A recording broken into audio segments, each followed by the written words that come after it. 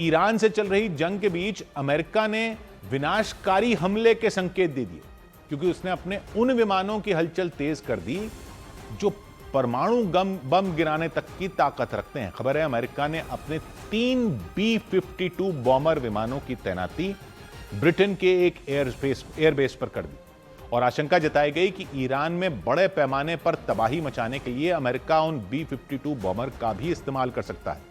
B-52 bomber की गिनती America ही नहीं, दुनिया के सबसे शक्तिशाली विमानों में होती है। ये वो ताकत है जो कुछ ही घंटों के अंदर किसी भी युद्ध का रुख बदल सकती है, ऐसे दावे होते हैं, और दुश्मन की फौज को घुटनों पर ला सकती है। विशालकाय लड़ाकू विमान युद्ध के मैदान में पहुंचना ही विरोधी सैनिकों में खलबली पैदा कर सकता है इसका, क्योंकि अमेरिका का B-52 बॉम्बर परमाणु बम फोड़ने की भी ताकत रखता है, यानी ऐसा विनाशकारी हमला जिससे लाखों लोगों की जान पर खतरा बन सकता है।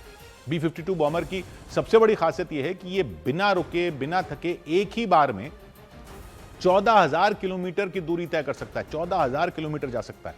इसका मतलब यह हुआ कि अमेरिका से उड़ने के बाद दुनिया के किसी भी कोने में यह पहुंच सकता है और वहां बमबारी करने के बाद आसानी से अपने देश लौट सकता है बिना रुके। इसलिए अमेरिका के B-52 बॉम्बरों को बेहद खतरनाक माना जाता है। यही वजह रही कि अमेरिका ने इन लड़ाकू विमानों की तैनाती ब्रिटेन के एक एयरबेस पर कर दी। ऐसी खबरें आईं ताकि जरूरत पड़ने पर ईरान के खिलाफ लड़ाई में उन्हें भी उतारा जा सके। बीबीसी की एक रिपोर्ट के मुताबिक अमेरिका के 3 B-52 बॉम्बर ब्रिटेन की धरती पर लैंड कर चुके हैं। वो ब्रिटेन के ग्लॉस्टरशायर में मौजूद एयरबेस पर उतरे। हालांकि ब्रिटेन के इस एयरबेस से ईरान की दूरी 5,000 किलोमीटर से भी ज्यादा है। ईरान पर हमला करने के लिए अमेरिका के उन लड़ाकू विमानों को यूरोप के कई देशों को पार करना पड़ सकता है। फ्रांस, जर्मनी, ऑस्ट्रिया के आसमान से होते हुए तुर्की की एयर स्पेस में घुसना पड़ सकता है, तब जाकर वो ईरान में हमले कर सकते हैं।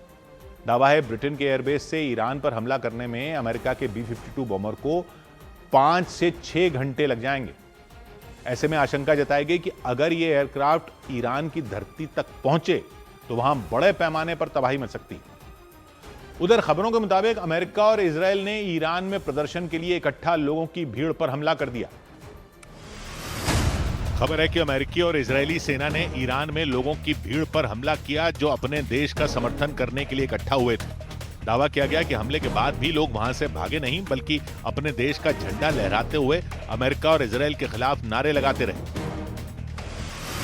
ईरान के मिसाइल हमले में इजरायल के तेल अवीव के दक्षिण में मौजूद एक सैटेलाइट कम्युनिकेशन सेंटर को नुकसान पहुंचने का दावा किया गया।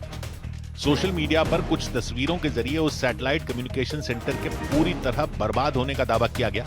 हालांकि न तो ईरान ने न ही इजरायल ने इस तरह के हमले की आधिकारिक पुष्टि की। अमेरिका की सैटेलाइट कंपनी प्लैनेट लैब्स ने पश्चिम एशिया से जुड़ी सैटेलाइट तस्वीरों की रिलीज पर रोक बढ़ा दी।